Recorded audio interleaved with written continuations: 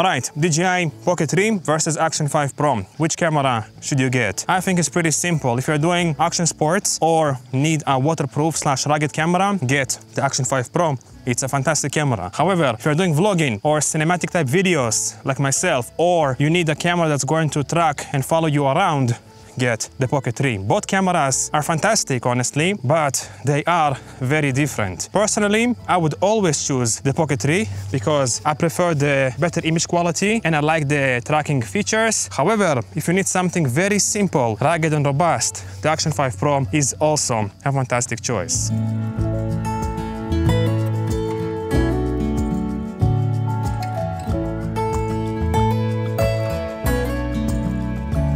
Alright, so first of all, let's start with the design. The Action 5 Pro is much more compact than the Pocket 3. It's about half the size of the Pocket 3. So if you want something smaller to take with you pretty much anywhere, the Action 5 Pro is the better choice. The 5 Pro is also more rugged. You can use it pretty much in any condition, under rain, in the desert, with sand, pretty much anywhere, whereas the Pocket 3, you have to be more careful with the camera because it's a gimbal. Another thing about the Action 5 Pro is that it has internal storage of 47 gigabytes for backup recording, whereas the Pocket 3 does not. But most importantly, the battery. These cameras have a big difference in terms of battery. First of all, the Action 5 Pro has a removable battery, whereas the Pocket 3 does not. And in terms of battery life, I would say that the Action 5 Pro delivers better battery life due to its new capacity of 1950 mAh compared to, I don't even know how much on the Pocket 3, but I think the battery life is much better on the 5 Pro. Now, another thing to consider when choosing between these cameras is how you're going to use the camera.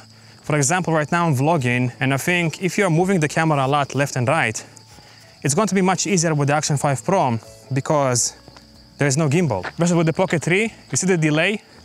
How long it takes for the gimbal to recenter itself.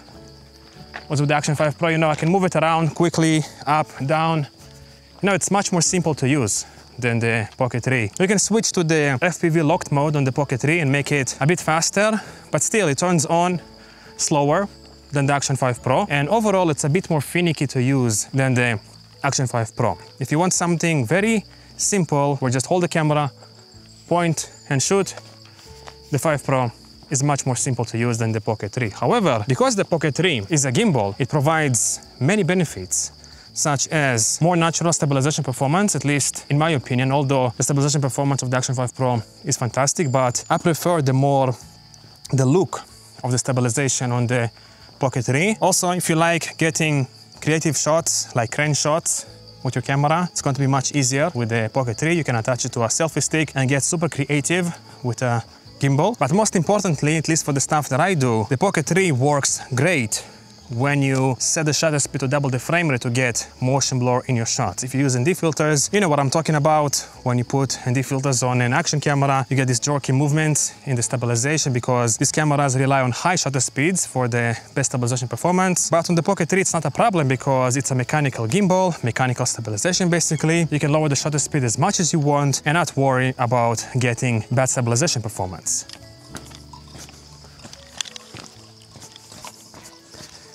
Hello, buffaloes. Do you know Mudeng? Mudeng? The hippo Mudeng?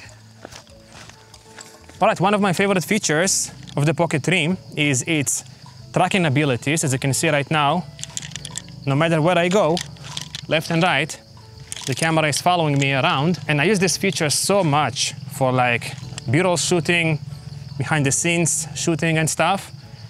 It's very simple to use. You just double tap on the screen and it starts following you around. You can also reframe yourself. For example, let's say I want to have myself in the rule of thirds. Now it's going to keep me here on the bottom third. Now the new Action 5 Pro also has somewhat of a tracking feature, but it's only in vertical mode. It's basically cropping in to the sensor in vertical aspect ratio and following you from left to right. But if you exit the field of view, it won't be able to follow you around anymore, whereas the Pocket 3 will always follow you because the camera is physically moving around with you. Look at these guys. They know how to live. These guys know how to live, that's for sure.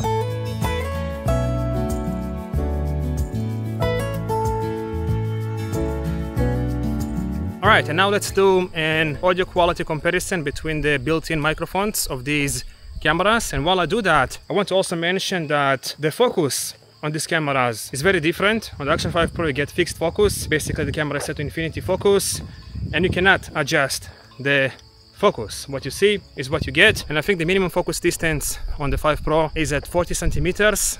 I don't know exactly for sure. Versus on the Pocket 3, you have a full autofocusing system. So if I'm gonna get closer to the camera, as you can see, the background gets blurry. If I get further away, it's not as blurry anymore. It's basically keeping me in focus, and you can set the camera to single point focus, exactly control where you want the camera to focus by tapping on the screen. For example, if you want to blur out the background, you can tap on the foreground and everything in the background is gonna get blurry. Basically, if you're doing creative shots, I think the focus on the Pocket 3 is going to offer you a bit more creative options. All right, finally, let's talk about the optics and image quality, which is probably what you care about the most.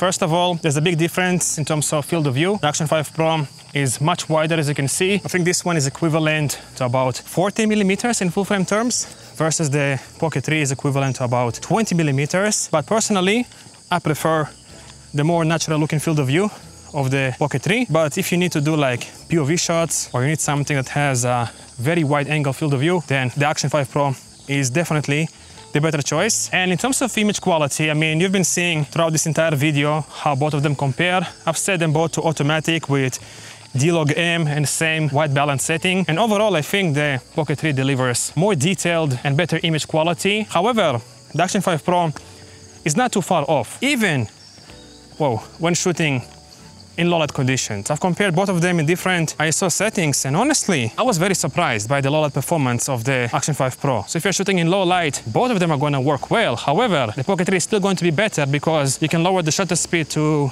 double the frame rate without having bad stabilization performance, versus with the Action 5 Pro, you can't. Which is why if you have an action camera and you shoot a lot in low light, you get bad stabilization performance because the shutter speed gets too low in low light with action cameras, and then you see these, jerky stabilization artifacts in your footage. Also, in terms of dynamic range, I think they perform very similarly. DJI claims the Action 5 Pro has 13.5 stops of dynamic range. I'm not really sure about that. I did a couple of tests between these cameras, and they looked more or less the same in terms of dynamic range. I couldn't really see a significant difference.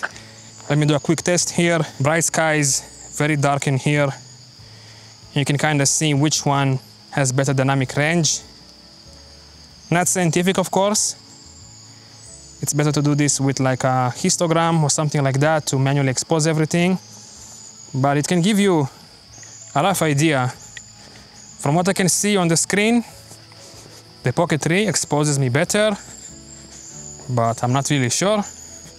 To summarize, I think for the majority of people, the Pocket 3 is going to be the better choice, unless you need a rugged waterproof camera for whatever reason. Or if you want to have something that is more simple to use. Turn it on, it will never break, you just move it around, shoot whatever you need. Everything is in focus, much more simple to use. But if you want to have more flexibility, more options when it comes to focus, camera movement, tracking yourself, and all these features, the Pocket 3 is definitely the better option. However, I think the best thing to do if you have the money to get both, because they complement each other so well. The Pocket 3 is a good, cinematic type stuff camera, and the Action 3 is good for extreme weather conditions. And combining between the two is seamless. The colors are more or less the same on this camera, so color grading between them is going to be super easy. But if I had to choose just one camera, I would definitely go for the Pocket 3.